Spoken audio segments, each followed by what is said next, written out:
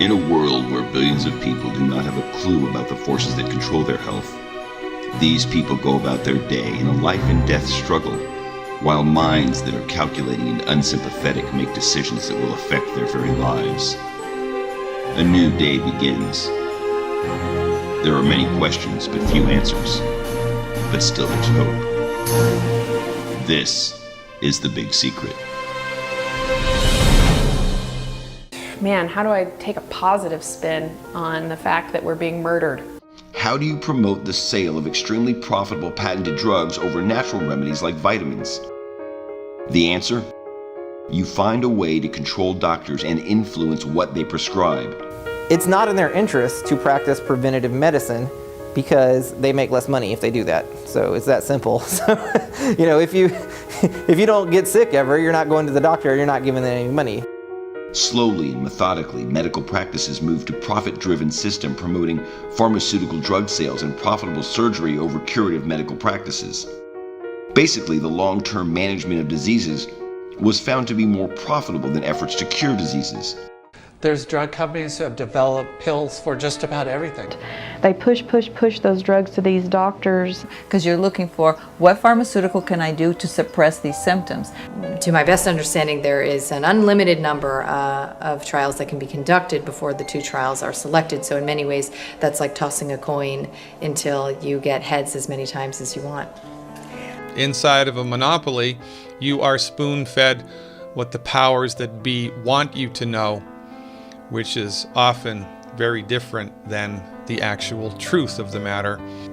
So if you're taking a statin, you're taking a drug to prevent heart attacks that does not prevent heart attacks.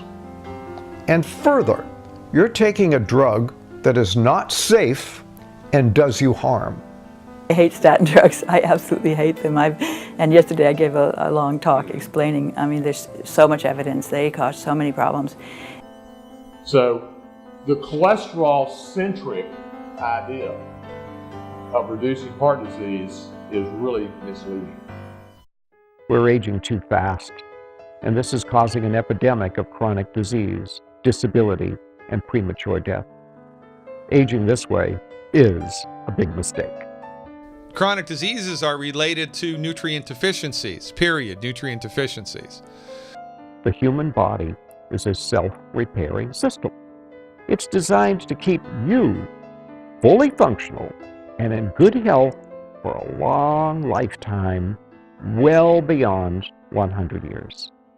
Because the people that are growing the food do not know what I just told you. And if they know about it, they don't care. And that's a big problem. And if you plant a crop and some of that seed blows into your neighbor's pasture or field and comes up, Monsanto's pissed. This published 2013 in the Journal of Food, Chemistry, and Toxicology. Glyphosate induces human breast cancer cells to grow by 500 to 1,300%. Is that good or bad? That's bad. Why is it still used? Because of the money, baby. I remember when Roundup was invented, it was the greatest thing ever because it killed everything. Thyroid cancer. Look at the green line here is the trend before glyphosate, before genetically modified corn and soy. See a difference? And you really don't know what's going to happen, but the problem is what could potentially happen. The worst thing that could potentially happen is you could create, something like the bubonic plague or something that just spreads and kills all the crops or just poisons people en masse. There's a very dark side that could accidentally happen. It's going to be a disaster in time. It's just a matter of time. But I'm going to show you very quickly that chronic fructose exposure alone promotes the metabolic syndrome. You would never think about giving your kid a beer, but you don't think twice about giving your kid a Coke, and they do the same thing. Then there is the instance of the Dr. Pepper Bottling Company in Dublin, Texas. When all soda pop bottling companies in the U.S. moved to high fructose corn syrup in the 1980s, Dublin refused and continued making their product with sugar. Interestingly, as a result, the counties served by Dublin have reduced amounts of fatty liver, obesity, and diabetes as compared to surrounding counties.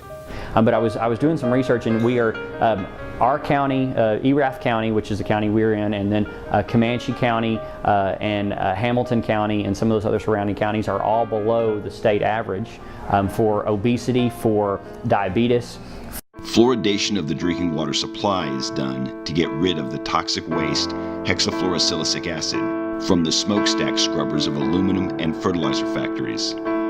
This practice has caused cancer and brain damage for almost 50 years. So the honest answer is that the ADA is probably the biggest political machine in the U.S., spends the most money on lobbying, is able to hoodwink most of the organizations and the health organizations in the U.S., including the CDC.